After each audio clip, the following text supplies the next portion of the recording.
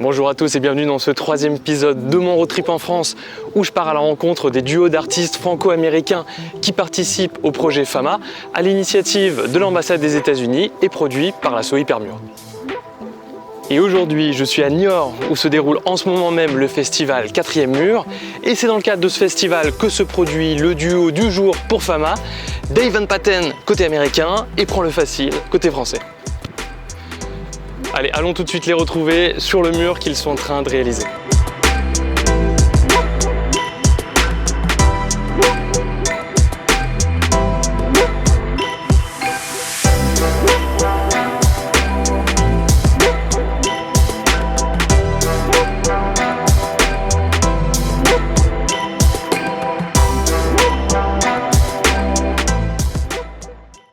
Alors pour cet épisode, ce qui est bien, c'est que j'ai l'aide de plein d'assistants de l'Université catholique de l'Ouest. Ils sont derrière moi. Vous allez voir, ils m'aident à faire plein de petits bonus pour cet épisode. Je vais vous les présenter. Alors ça, c'est la team qui fait les photos. Regardez, ils mitraillent. Là, c'est la team micro-trottoir. Très bien. Et ça, c'est la team des vidéos. Ils sont là depuis une semaine. Ils ont tout shooté. D'ailleurs, les images que vous allez voir du mur, c'est eux.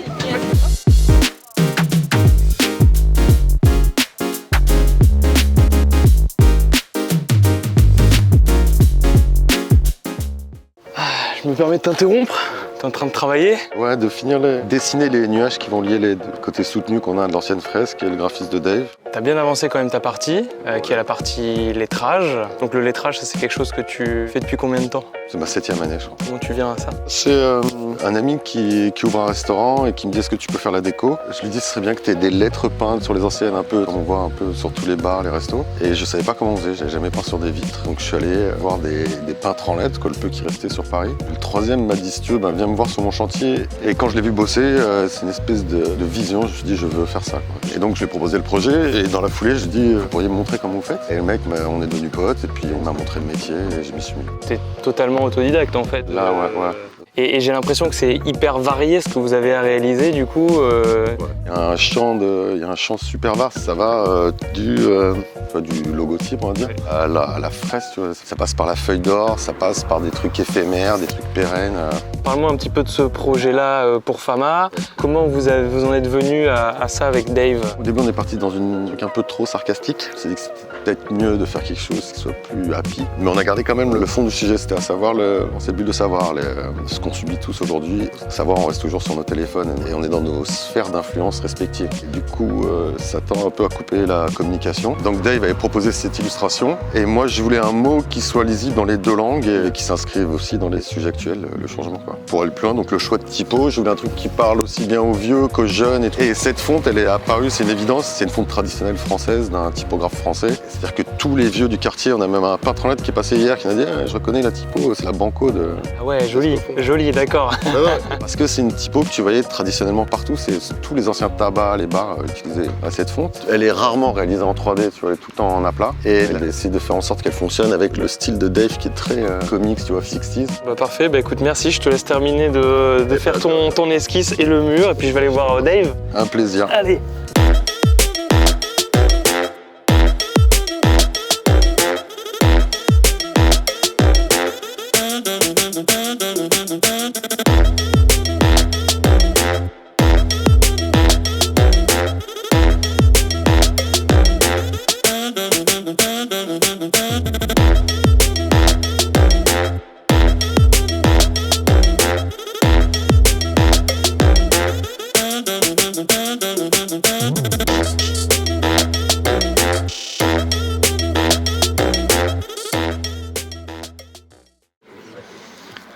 Hi man, hi Dave, how are you? Hey, how's it going? Good. So how's New York treating you? Just really having a great time with Eric, who organized this whole thing. I mean, he has so much integrity and dedication and passion towards this project and just constant projects. I mean, there would be practically no art in this town if it wasn't for Eric. Yeah. How could you introduce yourself? I got my start doing comics, and I'm inspired by the kind of the 1960s kind of freak indie comic scene, like R. Crumb and stuff like that. It was like really inspiring to me.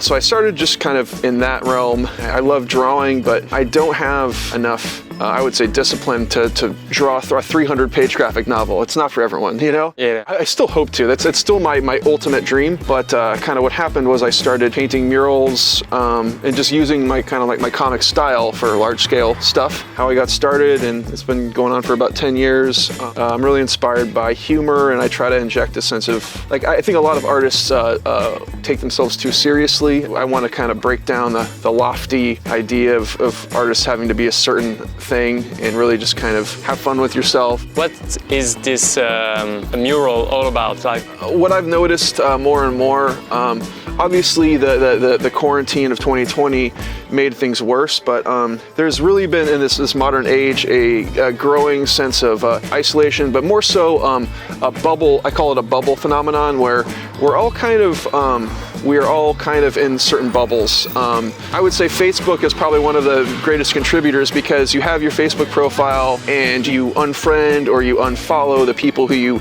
and now people are working from home more. Let's say you work a job where you have to go in the office and see people who are not like you.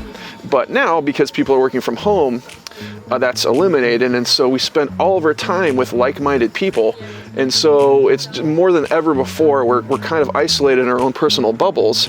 We're a little bit blinded by what's going on with other people, and so the concept of this was to show the red and the blue bubbles, and then the TV was going to be this it was going to be burning. We haven't drawn the flame yet, but basically it's this kind of this call to action to like kind of burn this thing that's basically causing this isolation, and hopefully burst the bubble.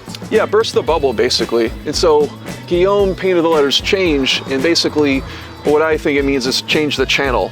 You know, change your channel that you're watching, and maybe try to meet a little bit in the middle, bridge the gap, you know, from our differences. All right, thank you. Cheers. Great talking.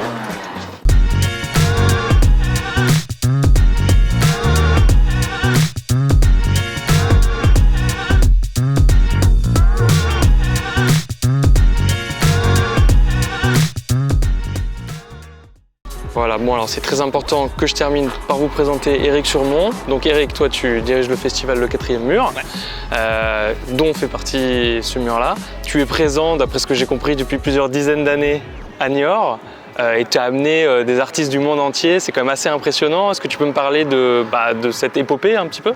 Ça a commencé dans les milieux des années 90 avec des graffiti jam de potes en fait, entre copains. Puis on a eu l'opportunité fin 90 de faire un gros festival hip-hop, mais hip-hop un peu en marge avec en invitant Léo Géméos, en invitant énormément de monde, en invitant John One à exposer, en invitant Dame, Lokis, Darko, voilà, plein de gens en fait comme ça. Et après voilà, ça s'est développé comme ça. Il y a eu une pause de plusieurs années, puis on a repris en 2010 en fait vers une nouvelle conception du festival.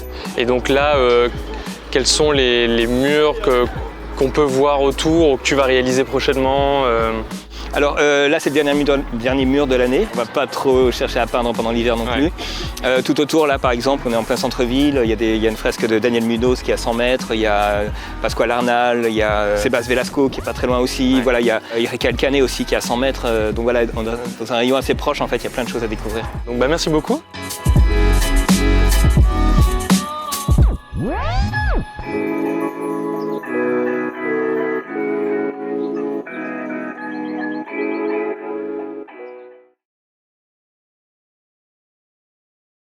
Qu'est-ce que cette fresque vous inspire? À quoi elle vous fait penser? Moi, elle me fait penser à la communication en fait en général, comme on voit avec les petites bornes un peu Wi-Fi au-dessus, et ce que avec les lunettes des personnages, comme s'ils cachaient leur jeu un peu. Et on voit la télé avec les flammes qui viennent juste d'être faites. Ça montre le côté négatif, par exemple, des réseaux sociaux ou des choses comme ça. Du coup, si je vous dis l'art, ça vous fait penser à quoi comme ça? Moi, je dirais la liberté d'expression à travers l'art. Donc, tout ce que tu penses, ça peut partir de rien du tout, mais c'est quand même ta pensée, ta manière de montrer sans vraiment parler. Communiquer quoi. Ouais, voilà. Ouais. Que pensez-vous du street art en général, de l'art de rue? J'aime beaucoup et je trouve qu'à Niort, depuis quelques temps, avec le festival 4e Mur, on en voit un peu partout et ça égaye la ville, ça fait plaisir.